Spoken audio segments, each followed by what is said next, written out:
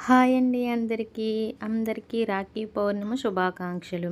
రాఖీ పౌర్ణమి, రక్షాబంధన్, అన్నా చెల్లెళ్ళు, అక్కా తమ్ముళ్ళు ప్రేమానురాగాలకు ప్రతీతగా శ్రావణ పౌర్ణమి నాడు జరుపుకునే పవిత్రమైన పండగ. పురాణాల ప్రకారం ఈ రాఖీ సాంప్రదాయం వెనుక కొన్ని ముఖ్యమైన కథలు ఉన్నాయి. అవి ఇప్పుడు తెలుసుకుందాం. ఇంద్రుడు, సచీదేవి కథ గురించి ఇప్పుడు తెలుసుకుందాం. పూర్వం దేవదానవులు పుష్కర కాలం పాటు యుద్ధం జరిగింది. ఈ యుద్ధంలో రాక్షసుల చేతిలో ఇంద్రుడు ఓడిపోయి తన శక్తులను కోల్పోయాడు. అప్పుడు ఇంద్రుణ్ణి ధర్మపత్ని సచీదేవి ఇంద్రాణి తన భర్తకు విజయం చేకూరాలని కోరుకుంటూ శ్రావణ పౌర్ణమి రోజున ఓ పవిత్రమైన దారాన్ని మంత్రించి ఇంద్రుడి చేతికి మణికట్టుకి కట్టింది. ఆ రక్ష ప్రభావంతో ఇంద్రుడు రాక్షసులను ఓడించి విజయం సాధించాడని పురాణాలు చెప్తున్నాయి. అప్పటి నుంచే రక్ష కట్టే ఆచారం ప్రారంభమయ్యింది. శ్రీ మహావిష్ణువు బలిచక్రవర్తి గురించి తెలుసుకుందాం. త్రివిక్రమ అవతారంలో బలిచక్రవర్తిని సర్వసం దానం చేయించుకున్న శ్రీ మహావిష్ణువు ఇచ్చిన మాట ప్రకారం పాతాళ లోకంలో బలిచక్రవర్తికి కాపలాగా ఉండిపోయాడు.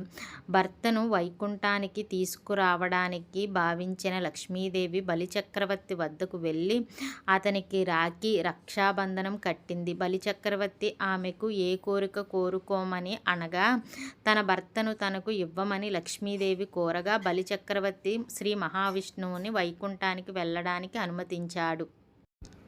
ఇప్పుడు మనకి ఎంతో ఇష్టమైన కృష్ణుడు, ద్రౌపది కథ విందాం. మహాభారతంలో శిశుపాలుణ్ణి శిక్షించే క్రమంలో శ్రీకృష్ణుడి సుదర్శన చక్రం ఉపయోగించగా శ్రీకృష్ణుని చూపుడు వేలికి గాయమై రక్తం వస్తుంది. అది చూసిన ద్రౌపది ఏమాత్రం ఆలస్యం చేయకుండా తన చీర కొంగును చింపి కృష్ణుడి వేలికి కట్టి రక్తస్రావాన్ని అడ్డుకుంది.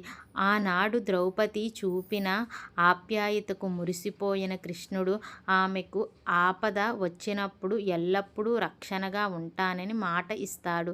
అదే ద్యూత్య సభలో ద్రౌపది వస్త్రావరణ సమయంలో కృష్ణుడు ఆమెను కాపాడడానికి కారణమయ్యింది. ద్రౌపది చూపిన ఆప్యాయతకు, నిష్కల్మషమైన ప్రేమకు మురిసిపోయిన కృష్ణుడు ఆమెకు ఏ ఆపద వచ్చినా రక్షిస్తానని మాట ఇచ్చాడు. కాలక్రమేణా మాయాజూదంలో పాండవులు ఓడిపోయినప్పుడు కౌరవుల సభలో దుశ్శాసనుడు ద్రౌపదిని వివస్త్రించడానికి ప్రయత్నిస్తాడు. ఆ అన్యాయాన్ని ఆపడానికి సభలోకి వీరులెవ్వరూ ముందుకు రాని సమయంలో ద్రౌపది సర్వసం కృష్ణుడే అని శరణు వేడుకుంటుంది. అప్పుడు శ్రీకృష్ణుడు ఆమెకు అనంతమైన చీరలను ప్రసాదించి ఆమె మానాన్ని, పరువుని కాపాడుతాడు. రక్త సంబంధం లేకపోయినా కేవలం ఒక చిన్న చీర ముక్కుతో ఏర్పడిన పవిత్రమైన బంధం కృష్ణకాలంలో ఎలా అండగా నిలిచిందో చెప్పడానికి ఈ కథ ఒక గొప్ప నిదర్శనం. అందుకే ప్రతి ఏటా రక్షాబంధన్ రోజున ఈ కథను భక్తులు ఎంతో భక్తి శ్రద్ధతో వింటారు. రాఖీ పౌర్ణమి రోజున సోదరి తన సోదరుణ్ణి మణికట్టుకు రక్షణ కడుతూ అతని క్షేమాన్ని కాంక్షించే పవిత్రమైన రోజు ఈ రోజు. సోదరుడి మణికట్టుపై అలంకరించబడిన అందమైన రక్షాబంధనం, సోదరునికి హారతి ఇచ్చి దిష్టి తీయడానికి వెలిగించిన మట్టి ప్రమిద, అక్షింతలు, కుంకుమ, నుదుటిన తిలకం దిద్ది ఆశీర్వదించడానికి చిన్న గిన్నెతో ఇచ్చిన బియ్యం, రక్ష కట్టిన తరువాత నోరు తీపి చేయడానికి ఉంచిన లడ్డు వంటి ప్రసాదం, పూజకు ఉపయోగించే పసుపు, నారింజ రంగు పూలరేకులు, ఇవన్నిటికీ మించిన ప్రేమ అనురాగాలు ఎంతో ముఖ్యం. రక్షాబంధనం అంటే రక్త సంబంధం అవనవసరం లేదు. రక్త సంబంధం లేకపోయినా మనకు కష్టకాలంలో మనకు తోడుగా ఉన్న ప్రతి ఒక్కరు మనకు అన్నదమ్ములతో సమానమే.